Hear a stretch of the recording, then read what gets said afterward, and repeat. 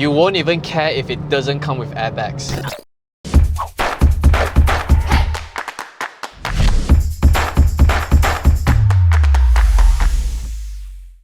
Hello everybody, it's Headroom for WapCar.my and I'm all about the details. On your left is my very own 2015 Mazda 2 SkyActiv Hatchback, priced at 88,000 ringgit back then. And on your right is the 2020 Mazda 2 SkyActiv Hatchback Facelift, priced at 103,000 ringgit. So in today's video, I'm going to show you whether the improvements they've made to the facelift is worth that 15,000 ringgit premium.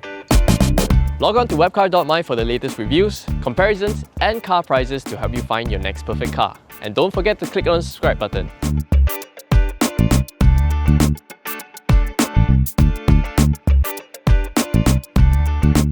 The Mazda 2 was and still is, in my opinion, the best looking B-segment hatchback on the market right now. I mean, you could call me biased, but it's okay. I met the chief designer of the Mazda 2, Iko Maeda-san, in Japan, and when he described to me the design philosophy of the Mazda 2, I was just so overwhelmed and attracted by the story. He said he wanted the Mazda 2 to have the embodiment of the Kodo soul of motion design language, a very angry predator on the move. And as you can tell from the pre-facelift Mazda 2, that thing really looks pretty mean. And in this facelift, they've elevated that design up a few notches. I love this new front grille inspired from the Mazda 3 and 6. This studded design just gives this little hatchback that extra aggression. The headlamp clusters have been redesigned. The headlamps are of LED units. But here's an interesting fact. This ring that you see are not the DRLs. The DRLs is actually a little bulb right under the turn signals. This ring light is actually the low beam. And if you move further downwards, the fog lamps, they've removed it, replaced by this little chrome strip across the lower side of the bumper. But that's okay because the headlamps are bright enough to get the job done. This new multi-spoke 16-inch wheel design is very classy, it fits very well with the car.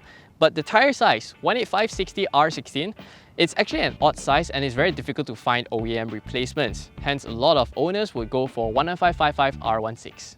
Other minor differences compared to my car include this little turn signal strip on the side mirrors as well as the shark fin antenna. But these two items are already available in the 2017 updated GVC model. While the changes at the front is very obvious, the rear, you really do have to squint your eyes to tell what's new. Take for example these tail lamp clusters. They might look the same as the pre-facelift, but it's actually slightly redesigned. So this reverse light is now smaller but brighter because they are now LED units. And the fog lamps, the rear fog lamps, have been moved from the lower section of the bumper into the tail lamp cluster on the right side. And with that, the rear bumpers get an extra chrome strip across. Mazda 2 font as well as the SkyActiv-G badge are also new in the facelift. Now let's talk about boot space. The Mazda 2 hatchback is the smallest in class, only 220 litres. That's actually smaller than a Perodua Axia. But to me that's okay because you can always fold the rear seats down if you need more space.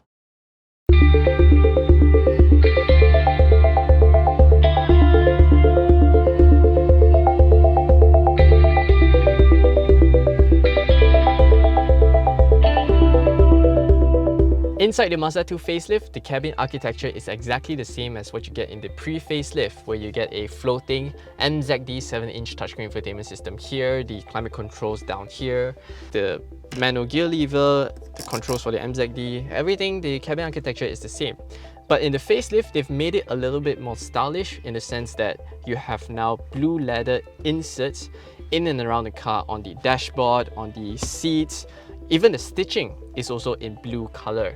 Over here, the door cuts is now furnished in Alcantara, and onto the seats as well, the center portion of the seats is also in Alcantara as seen in the Mazda CX-3. Now, I love this cabin of the Mazda 2 simply because it just makes you feel so special. It's so premium and upmarket in here. The stitching, they are real, actual, genuine stitching with fabric lines, not some hard molded plastic as seen in the The 7-inch MZD touchscreen infotainment system is now updated with Apple CarPlay and Android Auto connectivity, which I think is fantastic.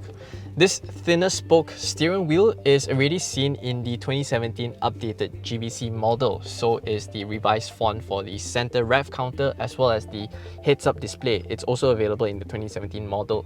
And I have to add, the Mazda 2 is the only car in class to have heads-up display. Now you know why I'm being so hard on cars that fail the big bottle test? Because this Mazda 2, despite how small and cramped the car is, big bottle test. In the side door bins, no issues whatsoever. Into the back seats of the Mazda 2 facelift, I have the front seat adjusted to my usual driving position and I'm 175 cm tall. I have about 1.5 tennis balls worth of space.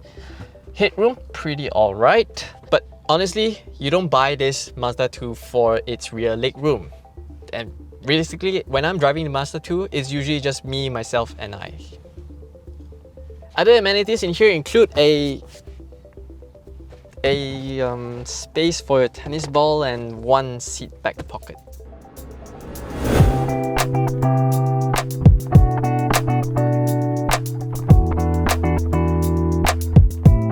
So driving the Mazda 2 facelift, how different is it compared to my pre-facelift? Initial impressions, I thought, not much changes, not much different. But after spending a bit of time and you sort of pay attention to the little finer details, you will notice that the differences, it's actually quite significant.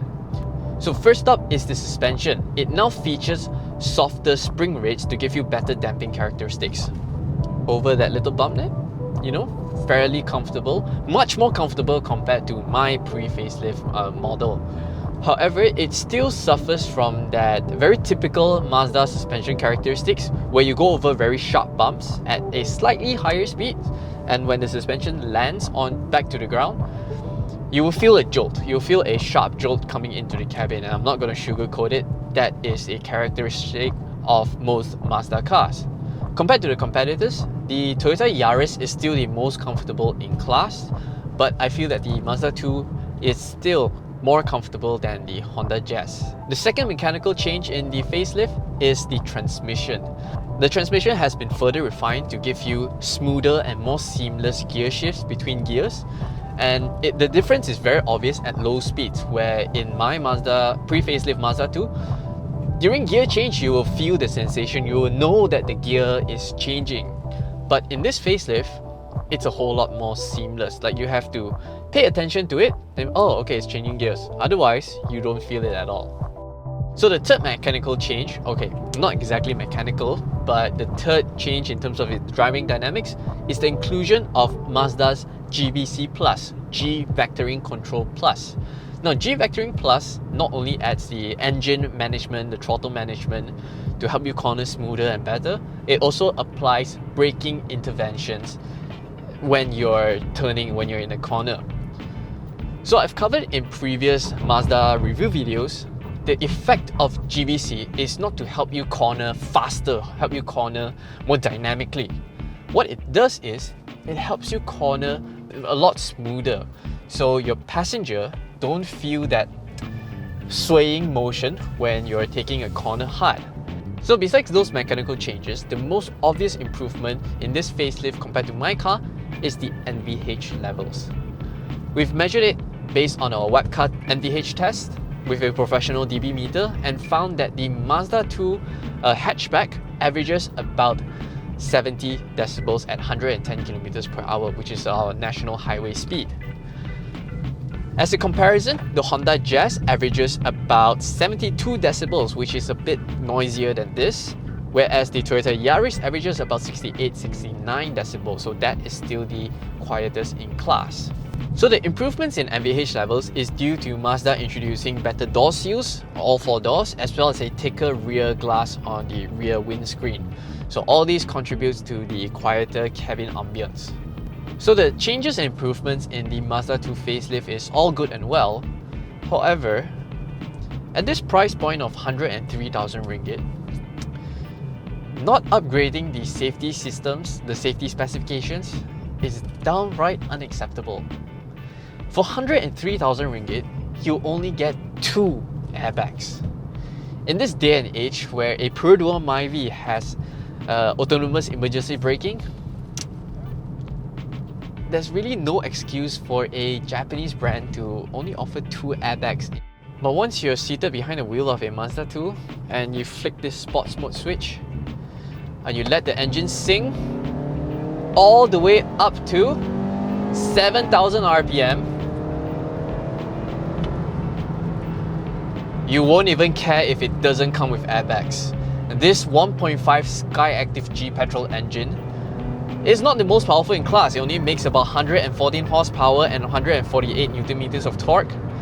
But my gosh, the high compression engine and this transmission is just so satisfying to just rev it out all the way up to red line. And you know, despite not having a CVT and uses a 6-speed automatic transmission, the Mazda 2 is the most fuel efficient car in class we've tested. Based on a WapCar fuel consumption test, the Mazda 2 hatchback returns 6.2 litres per 100 kilometers. The Jazz in comparison, 6.8. Yaris, 7. And compared to its rivals, which uses CVTs and all the CVTs and CVTs, this uses a proper 6-speed automatic transmission with paddle shifters, and you get to flick it into manual mode, downshift a gear, hold the gears all the way up to 7,000 RPM. Oh. Wow, this is a very satisfying driving experience. And once you come up into a corner, downshift the gear, throw the car in, keep your foot planted to the floor. It's fine. So satisfying. The GVC Plus, the chassis, the engine, everything just comes together and you feel so connected to the car. Jinba Itai driving experience. If you're gonna ask me for consumer advice, I'm gonna tell you straight up that the Mazda 2 is not worth it. 103,000 ringgit for just 2 airbags? No, sorry, no, not worth it. But on the other hand, if you're like me, and we're on the same channel, we speak the same language, whereby you think with your heart, I'd say go for it. The Mazda 2 is worth every single penny. As always, thanks for watching. We hope you enjoyed this video. Make sure to subscribe to our YouTube channel for more videos like this, and let us know in the comment section below whether we just spent 103,000 ringgit for a Mazda 2. Head on over to WapCar.my for the latest reviews, comparisons, photos, and virtual reality showroom to help you decide on your next perfect car.